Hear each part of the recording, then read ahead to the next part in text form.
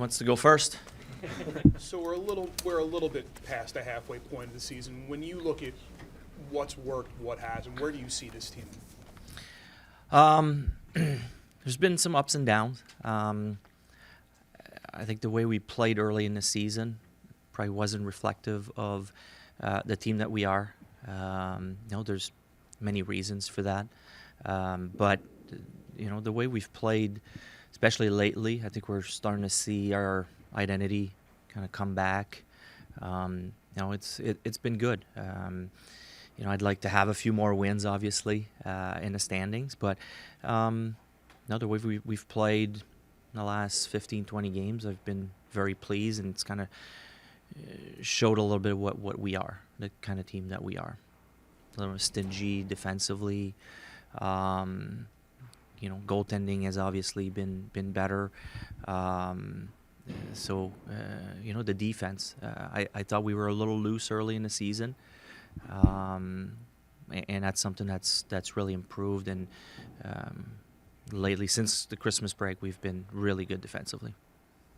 Danny, you guys are 4 points out of a playoff spot, despite the fact that you guys have the lowest save percentage, 881, in the league from the goalies. I guess from your perspective, how much of the fact that you guys are currently in a playoff spot can you attribute to the goaltending, or do you think that's too reductive? We have to be careful. It's really easy. It's really easy to just blame the goalies. That's the easy way out. When you look at it, it reminds me like minor hockey. You win a game, it's whoever scores the goals, and you lose a game, it's the goalie's fault. Like, there's been some bad games. We're not going to deny that, but at the same time, it's not all on goaltending. And especially lately, Ersson has really taken a step. He was up and down earlier, but Sam Ersson to me strikes me as a goalie that when he starts to feel it, when he starts to feel comfortable, he gets better and better. I remember last season, early in the season, we were wondering if he could even be a backup goalie. Early in the season, we were a little worried, and then he got into his groove and he got better and better. So him starting the season, you got to be careful analyzing him, and then he gets hurt and he's out for a certain amount of time, and coming back, it takes him a couple games to get back in it. So there's a lot of those games where he maybe coming out of those breaks he wasn't as sharp, but then when he starts playing, it seems like he's a goalie that he starts to feel it, and he feels better and better, and he gets comfortable in there. So I've been pleased with him, especially lately. Fedotov had the rough start as well, but I think the first 3 starts he was really, really struggling. But since then he's been much better. Now he's proven that he's the way he's played. If you take out those first 3 starts, he's a capable backup goalie. But 2 weeks ago he was the number 3. So kudos to him for working his way back in. And Kolosov, I thought Kolosov started really well. And then on the back end for him, it's kind of gone the other way. So there's been, a flip-flop between the two. So it hasn't been perfect. But overall, I think it's really too easy for us to just blame the goalies on that. We're happy that we're in the mix again, but we'd like to have a few more wins and be on the inside rather, and hopefully we're going to keep pushing that way. You have 3 goalies on the roster right now. Yep. I guess just obviously Alexei's the only one who has the waiver exemption. Why, what's the plan for him moving forward? We're looking into that. There's a lot of moving parts. I mean, like I said, a few days ago he was the backup goalie, and we're looking at different options. And now, Fedotov is the backup, so we're looking at different things. We're also trying to be careful with Sam. He's played a lot. It's not ideal having 3 goalies. We realize that, but at the same time, taking some load off in practice for him, having 3 goalies in the meantime, I think we're going to practice less and less. So we're looking at different things here. I I guess given everything that happened at the start of the year, is he willing to go down to the AHL if you guys make that decision? As far as I know, yes. I don't have any reasons to believe that he wouldn't. I mean, if that would be his decision, but it's not. It has nothing to do with anything that's going on. That, you know, he was number 2 at some point, or that he's number 3 right now. That's all torts. You know, I don't decide who plays, how much they play. I manage the team and the roster, and I let them coach. You're about a month and a half from the trade deadline. What's just, I guess, the broad organizational philosophy headed into that one? Nothing has changed. It's still the same for us. If there's something that makes sense for the future, we're going to look into it. And I've had a lot of different conversations. You know, around the league, I think everybody is in the same spot. They're looking at what the options are, and they're preparing for the deadline. There's many reasons for that, why it seems that it always happens closer to the deadline. I you know, don't expect anything different this year, but we're in different conversations, and we're, you know, I guess setting things up for crunch time. That's what happened last year also. But we're always listening, and if something makes too much sense for the future of this organization, we're going to take it. You know, I think some of the outside noise is when's Danny going to make that big move, right, for a center or for you know another elite level talent. I know obviously you've shown, you've said you're going to be patient, you're going to wait till the right move comes along. Has anything ever come close? Have you, you know, do you feel maybe more the timeline's moved up maybe to get a center with Matt Vey here? How do you? Well, what I can tell you on that is we've tried, and we're trying, and we're looking at, you know, what's out there. The reality is, you know, there's not a lot of high-end centermen in this league, and when teams have them, they want to keep them, or the price is crazy. So, you know, and we're not willing to give up on our future at this point. Yes, I realize that it's a glaring need that we'd like to upgrade, you know, but it has to make sense. And you know, and I understand you guys want some work and you'd like to have a trade to keep you busy, but you know, the reality is, you know, if we force something, after 2 weeks we can't press undo and start from scratch again. So we got to be sure before we make a move. But believe me, we're trying. We're looking at everything that is out there, that is available, and see. We're even asking questions on some guys that aren't available, just to check in and to make sure.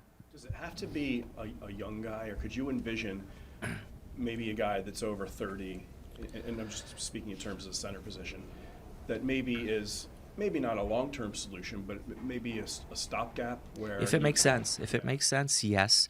You know, but there's a lot that goes into play with that also. You know, the length of the contract on the back end, the AAV obviously is another one, and what it's going to cost you. So, you know, if it does make sense, absolutely. But, you know, in most cases with those older guys, it doesn't. Could you give a progress report on some of your top prospects like Luchenko, Andre, Bonk? Well, as far as Luchenko, he's back in juniors. Did not get traded at the deadline. Guelph is a team that is trying to grasp come back in the playoff spot. They're on the outside looking in. You know, we're happy with his progress. He's playing a lot, and you know, for the World Juniors, played for Canada. We were disappointed in the role they gave him, but when you look at the role they gave him, he performed great. You know, we have higher expectation for him, and you know, he's probably the best skater in the World Junior tournament, and he barely played. So that's out of our control, unfortunately, but in the role that they gave him, he was excellent. So we're excited about that. Bunk, different where he's in London. They're very highly rated team. They should make another long run in the playoffs. Exciting to see that from him. World Juniors with Team Canada, it's kind of the same thing. He had a big role, but they put him in positions that is not really what is going to be his strength moving forward, which was really weird to us. But again, we don't have any control over that. Overall, I thought he had a really good tournament in what we expect from him, and shutting down the opposition and playing against the top lines and the tough matchups. So we're excited for him to turn pro next season. Really looking forward to him, making his debut in the organization. You mentioned Emil Andre. Emil has been injured in the last week to 10 days, I believe. We're hoping that he returns this weekend for him. So Grans has been playing really well also down there. McDonald is coming around, getting better and better. So I don't know what the timeline is for those guys, but they're going in the right direction. They're playing some high minutes, heavy minutes, in a really good league. So anybody else that you're looking for? Hockey News has the young Russian goalie ranked third in their top 10. And I haven't heard that much about him, but I mean, apparently he's doing really well there. Yeah, we're hearing good things. He was here for a short stint last year before the development camp. He was excited to be here. Another 6'3", 6'4" goalies. There's him and Bjarnason, kind of in the same situation. So the future in net looks really good. They're both 19 years old. But it takes time for goalies to come around. So we're going to be patient with them. But it's really exciting to hear all the good things come out of Russia about Zavragin, and same thing with Bjarnason. To Sam Ersson for a second. Obviously, it sounds like you guys still believe in him, still very high on him. But this year is also, a fact-finding mission about these goalies. And with Sam, his first year over in North America kind of got ruined by groin injuries. He ended up having to get surgery, and now he's having recurring issues. Is there concern about the health and whether he can hold up to a high workload? Yeah, you're always worried about that when injuries start coming back. It's something that we're going to monitor. I really believe in our staff down there to help him strengthen the area and make sure that he's okay. But there's definitely a lot of discussions with Sam between our athletic trainers, our strength coaches, to make sure he's put in the best position possible to succeed. As far as the goalie, yeah, we believe in him. We think there's something there. He's a gamer. You guys have seen him. He doesn't get affected by a bad goal or a bad game. He comes back strong. I love that trait of character that he has, that the chip on his shoulder. He's like that little scrappy forward that always keeps coming back. So we do believe in him, yes. And if you look over the last 25 games, especially over the last 15 or so, you have been getting some balanced scoring, and some of that's coming from the middle. I mean, Noah Cates has really come on. Does that change your assessment at all about offensively, the depth you might have, and kind of? Well, it's been exciting to see that line, the three of them, with Forster and Brink, the way they elevated, and it helps the rest of the lineup. Also, we've seen Tippett and Frost kind of start to get into a groove a little bit. TK has been good all year. It's not a surprise there, but I think it's helped the rest of the lineup having a line like that. And it's so funny how it happens. Sometimes you put three guys together, and sometimes you don't even expect it to really work, but you kind of put them together, and chemistry instantly comes. I was fortunate to have that in my career a few times, and it's the best feeling in the world when you go out there and you just start believing in your line. There's nothing like it, and I look at them, the three of them, they just look excited to go on the ice. They look like they know they're going to dominate and provide a spark every time they go on the ice. And even the games that it doesn't go quite as well for them, they find a way to make a big play late in the game to win it, to tie it, or whatever.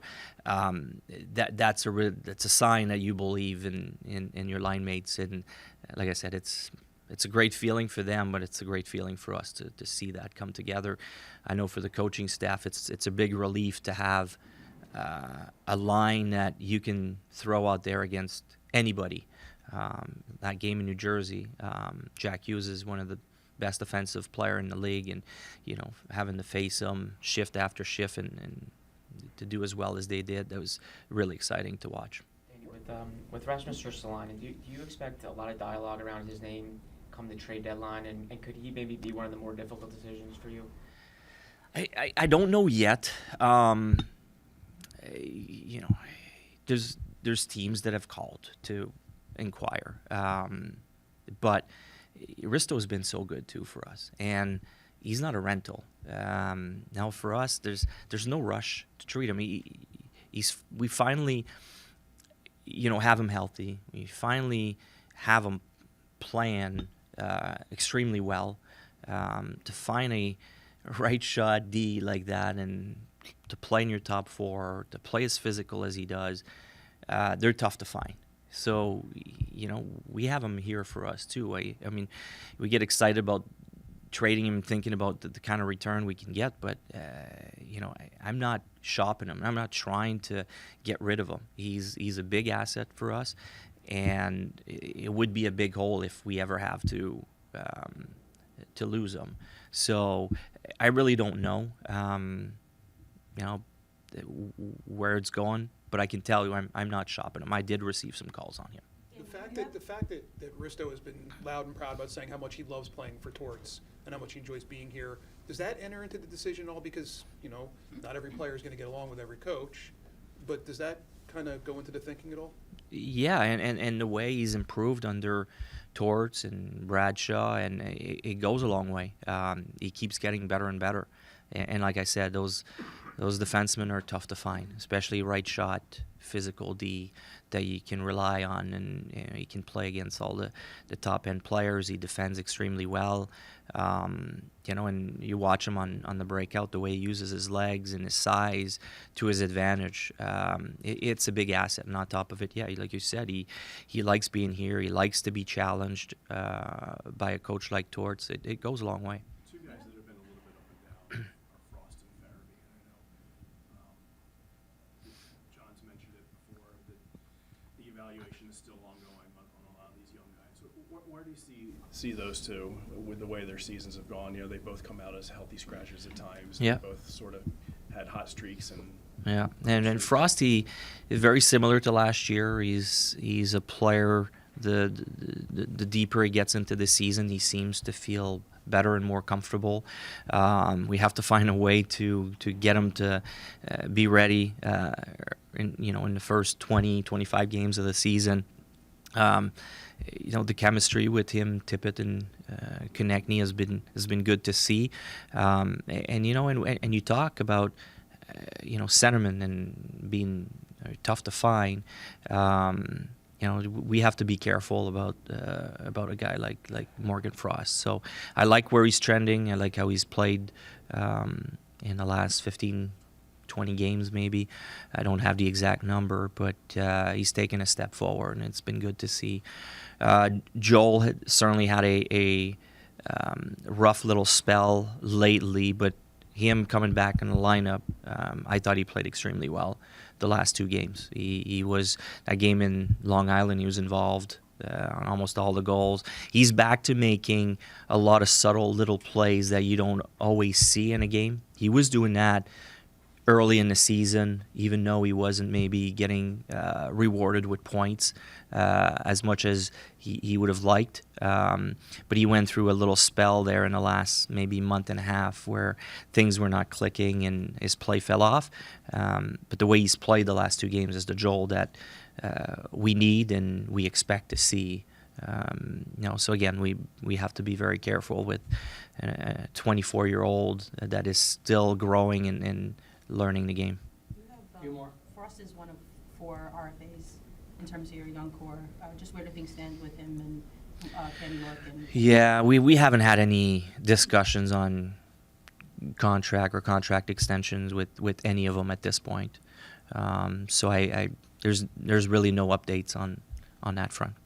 Do you foresee them being part of the long-term future? Yes, they're, and again, like we don't have any unrestricted free agents, I believe. Well, like Eric Johnson. Yeah, and- Eric. Is there Yeah. anybody else? I think EJ might be the only one. So yeah, I mean it's ongoing evaluation on those guys, and I would expect them to be part of the future at this point. Yeah. Danny, you guys have pretty much for the last 2 years been open about the fact that you guys are going to be patient with this rebuild. You're going to let it go at the pace it needs to go. But there have been some developments. You have Travis Konechny, he's pacing for 90 points. Mishkov comes over. He's not probably what he's going to be eventually, but he's showing he's already a good NHL player. Yeah. You guys are probably playing better at 5-on-5 in terms of scoring chances than you did last year. The cap's going up. Is there any thought to, maybe not kicking it into overdrive, but maybe accelerating it faster than you thought maybe this time last year? As long as it doesn't hurt the future, it's something we're going to consider. But it's, that hasn't changed. It's for us, the future is still the key. And we're looking ahead. We're looking forward. The players are going to decide in the moment how far they want to push it. And it's been awesome to see. We talked about Cates' line. We've talked about Konechny, Tippett kind of coming around. Jamie Drysdale has been playing a lot better. So, there's a lot going on. It's exciting to see. I know it's not easy to be patient, and believe me, there's days even myself that I have to control myself because you get excited by some of the things that you see from your players. But the part that hasn't changed is we don't want to build a team that's going to make the playoffs one year, miss the playoff, make the play. We're trying to build a contender that's going to have a chance to win down the road for many years to come, and not just try to make the playoffs, but become a contender that has a chance to win a cup. That goal hasn't changed. Scott Lawton's name is one that's come up a little bit in trade rumors. I remember last year after the deadline in where were we, Tampa, you talked about how the bar to acquire a Scott Lawton is high because of the value you place on culture. Same thing this year, 12 months later? Absolutely. And, Scotty still has another year on his contract. He's not a rental. So he's important to the dressing room. And I really think his play has really kicked in the last 20 games. I didn't really love his start of the season. But I could go on, and most of the team as a whole, we didn't have a great start. It was tough to start out west. We didn't have a great start. It took us a few weeks to really get going. And part of that is, a guy that's one of your leader in the locker room in Scott Lawton has a lot to do with that. He's critical to our culture. But again, if there's something that makes too much sense, it's our duty to listen and to do the right thing for this organization, this team moving forward. And all the players, I've been very clear with the players. I tell them all the same thing. I'm not trying to get rid of Risto or a Scott Lawton, but it's our duty to listen and do the right thing for the organization.